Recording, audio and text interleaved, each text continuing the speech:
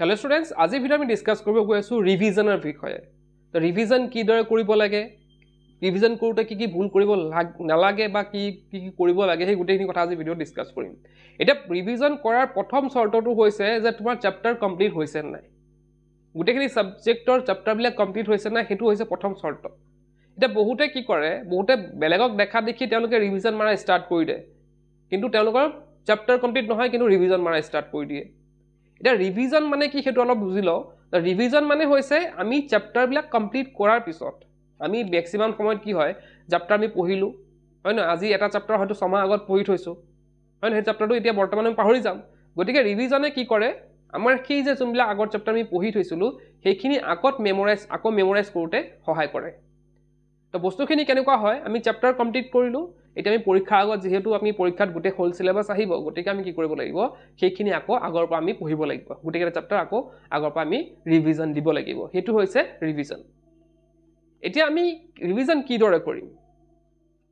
কিছুমান ষ্ট্ৰেটেজি আছে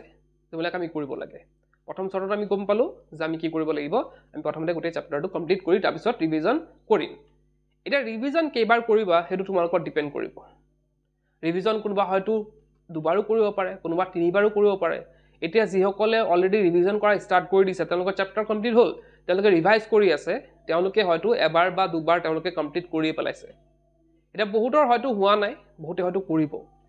তো এতিয়া তোমালোকে এটা ডিসিশন ল'ব লাগিব যে মই ৰিভিজন কেইবাৰ কৰিম, এবাৰ কৰিম নে দুবাৰ কৰিম নে তিনিবাৰ কৰিম। এটা যেহেতু শৰ্ট টাইমৰ পিৰিয়ড, খুব কম টাইম আছে, গতিকে তিনিবাৰ চাৰিবাৰ কৰা এতিয়া হয়তো টাইম নহ'ব পাৰে। গতিকে আমি কি কৰিব লাগিব, দুবাৰ আমি টাৰ্গেট ৰাখিছো, এটলিষ্ট দুবাৰ লাগিব আমাৰ ৰিভিজন কৰিবলৈ। এটা ৰিভিজনটো আমি কিদৰে ষ্টাৰ্ট কৰিম, এটা এদিনত তোমালোকে ধৰা ৰিভিজনটো কেনেকৈ কৰিবা, চ্যাপ্টাৰটো আমি কি কৰিম, আমি অলৰেডি ক'লো যে পুৰণা চ্যাপ্টাৰবিলাক যোনবিলাক পঢ়া হৈ আছে, ধৰিলে মই ইংলিছৰ আমি এটা এক্সাম্পল ল'ম। ধৰিলে মই ক্লাছ 10ৰ ইংলিছৰ এক্সাম্পল ল'লো, যে ইংলিছৰ যোনবিলাক চ্যাপ্টাৰ আছে সেইখিনি মই কি কৰিম আকৌ ৰিভিজন দিম। ধৰা প্ৰথম চ্যাপ্টাৰটো আমাৰ কি আছে, এই লেটাৰ টু গড আছে, হৈ গ'ল। এই প্ৰথম চ্যাপ্টাৰ যে ৰিভিজন আছে, এই লেটাৰ টু গডৰ পৰা ষ্টাৰ্ট কৰিলো মই, এই লেটাৰ টু গড পঢ়িলো, তাৰপিছত আমাৰ কি নেলছন মেণ্ডেলা আছে, লং ৱাক টু ফ্ৰীডম, তো সেইটো পঢ়িলো। তেনেকৈ আমি পাৰ্টকে আমি কি কৰিলো, পঢ়ি গ'লো। এতিয়া ৰিভিজন দিওঁতে এটা কথা মন কৰিবলগীয়া যে ৰিভিজন দিওঁতে আমি সেইটো আমি আণ্ডাৰষ্টেণ্ডিং এটা আনিব লাগিব যে চ্যাপ্টাৰটো মই গোটেইখিনি বুজি পাইছো। ৰিভিজন দিওঁতে আমি আগত পঢ়োতে প্ৰথমবাৰ যেতিয়া পঢ়িছিলো এই লেটাৰ টু গড, এক্সাম্পল এইটোৱে লৈছো যে এই লেটাৰ টু গড প্ৰথমবাৰ পঢ়োতে আমি হয়তো কিছুমান বস্তু তাৰ পৰা এৰি গৈছিলো, কিছুমান ৱৰ্ড মিনিং হ'ব পাৰে বা কিছুমান কুৱেশ্যন আনসাৰ হ'ব পাৰে, সেইখিনি হয়তো আমি এৰি গৈছিলো। কিন্তু ৰিভিজন 1ত আমি কি কৰিম, ফাৰ্ষ্ট ৰিভিজনত আমি কি কৰিম, সেইখিনি যোনখিনি আমাৰ ৱৰ্ড মিনিঙে হওক বা যোনখিনি কুৱেশ্যন আনসাৰ আমি এৰি গৈছো সেইখিনি আমি কি কৰিম ইয়াতে ৰিভিজন কৰি ল'ম, মানে গোটেইখিনি আমি ক্লিয়াৰ কৰি ল'ম। ৰিভিজন মানে হৈছে আমি গোটেইখিনি ক্লিয়াৰ কৰিব লাগিব। সেইটো চ্যাপ্টাৰত যি আছে নাছে গোটেইখিনি আমি খুঁটি নাটি মাৰাটোৱে হৈছে আমাৰ ৰিভিজন। তো এই লেটাৰ টু গডটো কমপ্লিট কৰিলো, কৰাৰ পিছত আমি কি কৰিলো, নেলছন মেণ্ডেলা আহিলো, হ'লনে। তো এদিনত কিমানটা কৰিব পাৰা, এদিনত ধৰা তোমালোকে দুটা সাবজেক্ট ল'লা, দুটা সাবজেক্টৰ যিমানটা তোমালোকে ৰিভিজন কৰিব পাৰা। এতিয়া মই ধৰিলো ইংলিছ কৰি ল'লো মই আৰু ছায়েন্সৰ ল'লো, এদিনত মই কি ল'লো, ইংলিছ ল'লো আৰু ছায়েন্স ল'লো। তো আগবেলাটো মই কি কৰিলো, এতিয়া যিহেতু আমাৰ ইনাফ টাইম আছে, গতিকে মই আগবেলাটো কি কৰিলো, ইংলিছৰটো ৰিভিজন দিলো, দুটা চ্যাপ্টাৰ বা তিনিটা চ্যাপ্টাৰ যি ইচ্ছা। ৰিভিজন দিওঁতেও কিন্তু এটা কুইক ৰিভিজন হ'ব লাগে। যোনবিলাক আমি অলৰেডি পঢ়িলো সেইখিনিতে ঘেঁহিয়াই পঢ়ি থাকিলে কি হ'ব, এটা মানে এটা কি হ'ব আৰু বৰ হৈ যাম আমি। তো গতিকে ৰিভিজন দিওঁতে আমাৰ অলৰেডি যিহেতু পঢ়া হৈ আছে, গোটেইখিনি আমাৰ যিহেতু অলৰেডি পঢ়াই হৈ আছে, গতিকে সেইখিনি ওপৰে পঢ়িলেই হৈ যায়। আৰু নতুন কিবা যদি আমি ইনফৰমেশ্যন আছে সেইখিনি আমি ভালদৰে পঢ়িব লাগিব। তো ৰিভিজন তোমালোকে হয়তো এদিনত এটা বা দুটাও দিব পাৰা। যদি পাৰ্টটো লেন্দি হয় বা বুজিবলগীয়া বহুত থাকে তেতিয়াহ'লে তোমালোকে টাইম ল'ব পাৰা, তেতিয়াহ'লে তোমালোকে টাইম ল'বা যে মইতো চ্যাপ্টাৰটো অকণ দীঘলীয়া আছে আৰু বুজিবলৈ বহুত আছে, গতিকে এইটো চ্যাপ্টাৰ মই অকণ টাইম লৈ পেলাই পঢ়িম, সেইটো কৰিব পাৰা। তাৰপিছতে আমি এইটোৱে ক'লো যে মই তোমালোকে ধৰা এদিনত কি কৰা, ইংলিছ আৰু ছায়েন্স ল'লা, হয়নে, যে মই আজি আগবেলাটো মই এইটো ৰিভিজন কৰিম, ইংলিছটো ৰিভিজন কৰিম, পিছবেলাটো মই ছায়েন্সটো ৰিভিজন কৰিম, হৈ গ'ল। সেইখিনি কৰিলা। এতিয়া আৰু এটা কি কৰিব পাৰা তোমালোকে, মই চাৰ্ট এখন দেখাম ইয়াতে। এই চাৰ্টখন মতে তোমালোকে বেছি নালাগে, হায়াৰ ছেকেণ্ডেৰীসকলে 5টা চাৰ্ট বনাব, 5টা বনাব, ফৰ্থ চাবজেক্টটো বাদ দি আৰু মই কৈছোঁ 5টা ছাবজেক্টৰ বনাব, আৰু এইপিনে HSLC সকলে মানে 6টা ছাবজেক্টৰ কাৰণে বনাব। তো এইখন চাৰ্ট তোমালোকে যদি দেখিছা এই চাৰ্টখনত তোমালোকক সহায় কৰিব যে তোমালোকৰ কিমান ৰিভিজন হ'ল আৰু তোমালোকৰ এটা মানে কি দিয়া থাকিব মানে এনালাইজ কৰিবলৈ সহায় কৰিব তোমালোকে কিমান হ'ল কিমান নহ'ল এটা এই চাৰ্টখনত চোৱা এপিনে থাকিব চেপ্টাৰ নেমখিনি থাকিব ধৰিলো মই ইয়াতে লেটাৰটো গডে লিখিলো এতিয়া ৰিভিজন 1 মই ৰিভিজন কেইবাৰ মাৰিলো এটো প্ৰথম ৰিভিজন কাৰণে যদি প্ৰথমবাৰ ৰিভিজন কৰিছা টিক মাৰি দিবা তাত হৈ গ'ল হলনে তেনেকৈ নেক্সট চেপ্টাৰ আহিলে তেনেকৈ আহি গ'ল 1 মাৰিলো মানে ৰিভিজন 1 হৈ গ'ল তাৰ পিছত আকৌ যেতিয়া ৰিভিজন দিম হেতু ৰিভিজনৰ কথাও কম কেনেকৈ কৰিম তো সেই ৰিভিজনত আকৌ সেকেন্ড ৰিভিজন হোৱাৰ পিছত তাতে টিক কৰিম তো এনেকৈ তোমালোকে যদি লিখিলো অলপ সময় লাগিব বেছি আধা ঘণ্টামান লাগিব ধৰা গোটেইখিনি লিখিবলৈ চেপ্টাৰখিনি নাম লিখিব লাগে তো সেইখিনি আধা ঘণ্টা মানত তোমালোকৰ কাম হৈ যাব আৰু সেইখিনি তোমালোকে কি কৰিব এনালাইজ কৰিবলৈ সহায় কৰিব হৈ গ'ল তো এনেদৰে তোমালোকে কৰিব লাগিব যদি তোমালোকে চাৰ্ট বনাই পেলাই প্ৰত্যেকটা সাবজেক্টৰ যেনেকৈ চাৰ্ট বনাই তেওঁ ৰিভিজন কৰি যোৱা তেতিয়াহ'লে তোমালোকৰ এটা সহায় হ'ব কি তোমালোকে এটা নিজকে নিজে বুজি পাবা যে মোৰ ইমানখিনি কমপ্লিট হৈছে বা ইমানখিনি কমপ্লিট হ'বলৈ বাকি আছে হৈ গ'ল তো প্ৰথম এনালাইজটো আমি কেনেকৈ ৰাখিম প্ৰথম ৰিভিজনটো আমি কেনেকৈ ৰাখিলো প্ৰথম ৰিভিজনটো আমাৰ ডিটেইল ৰিভিজন হ'ব